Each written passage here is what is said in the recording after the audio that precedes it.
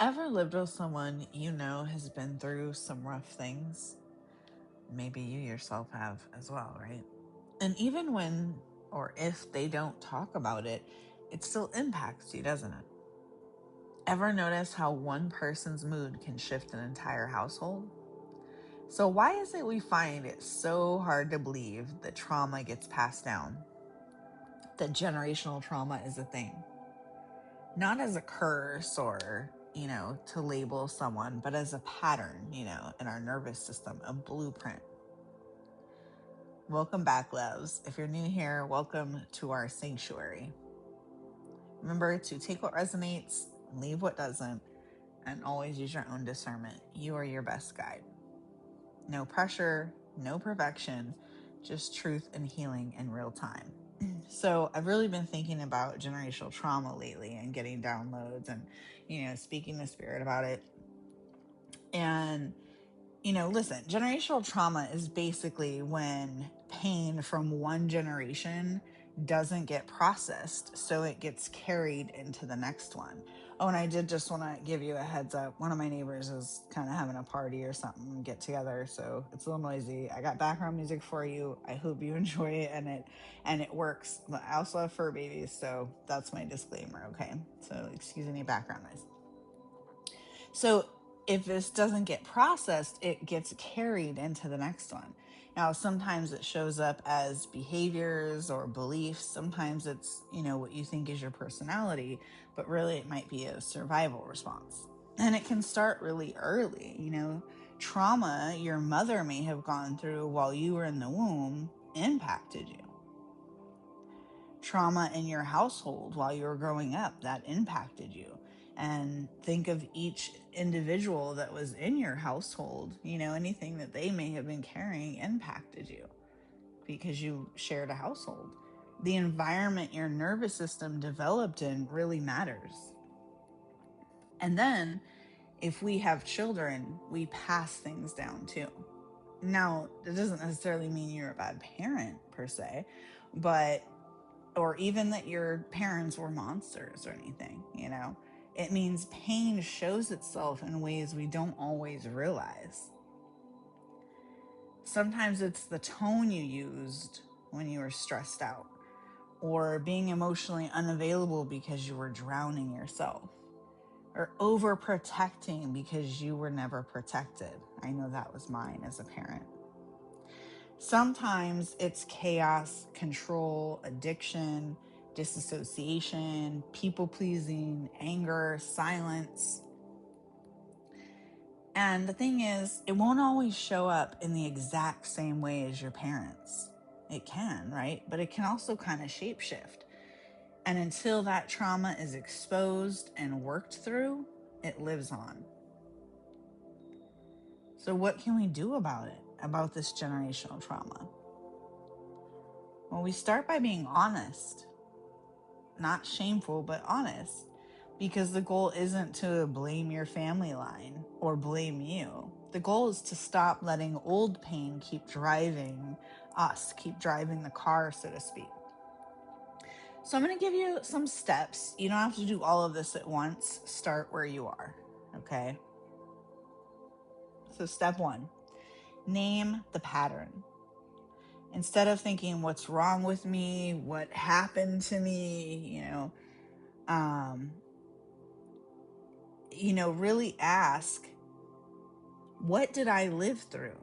What did I witness? And what did my nervous system learn was necessary to survive?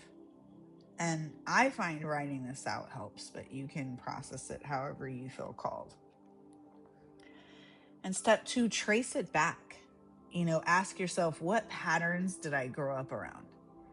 Maybe that was silence or rage or addiction, emotional neglect, maybe walking on eggshells, maybe all of those. And if you can, look at your parents as children too, because their coping didn't just come out of nowhere. Step 3, notice your triggers like they're little clues, sometimes big clues. Triggers aren't just annoying, they're directional. They tell us, they point to a wound that's asking to be seen, to be processed. So when something really hits you hard, when you really feel triggered, pause and ask, how old do I feel right now? And that question alone is going to expose a lot.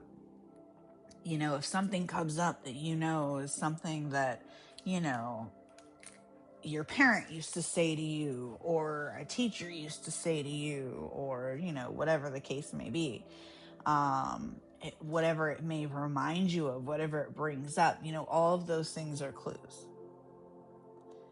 Step 4, regulate before you excavate. Okay. So if you just go digging while you're activated, you could drown in it. You could, you know, get stuck there. So you want to make sure to calm your system first, whether that's doing breath work, moving your body, just going outside, taking a shower, stretching, dancing, you know, whatever brings you back to that. And then do the inner work from that place. Okay. Step 5, shadow work it. Okay. This is where you lovingly face what you've been carrying in the dark. And I'm going to give you some prompts to kind of get you writing or thinking or whatever, however it is that you're going to process this. What emotion was unsafe in my home? What did I learn love costs? What role did I have to play to stay safe? What am I still loyal to, even though it hurts me? What am I afraid will happen if I change? That's a big one, that last one. I'm going to say it again. What am I afraid will happen if I change? Step 6, choose a new pattern on purpose. And this is the part that a lot of people skip, but sometimes that's the part that really breaks the cycle, okay? Because insight without action can just lead you to another loop, okay? And remember how long it takes to form a habit. We've talked about this in other videos, 21 days to form a new habit. So a lot of times the best way to do something like this is replacing it with something else, okay? So you can just choose to do one thing differently for now, okay? One boundary, one honest conversation, one moment where you pause before reacting, just one time that you comfort your inner child, confirmation, instead of abandoning them. Just one time that you don't pass the pain forward.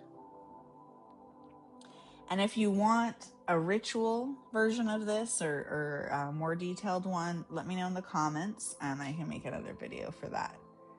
Now, in closing, I want to give you a message from Spirit and an affirmation for you. Confirmation. You are not here to repeat the pain. You are here to reveal it, heal it, and end it. Thank you, Spirit. And your affirmation.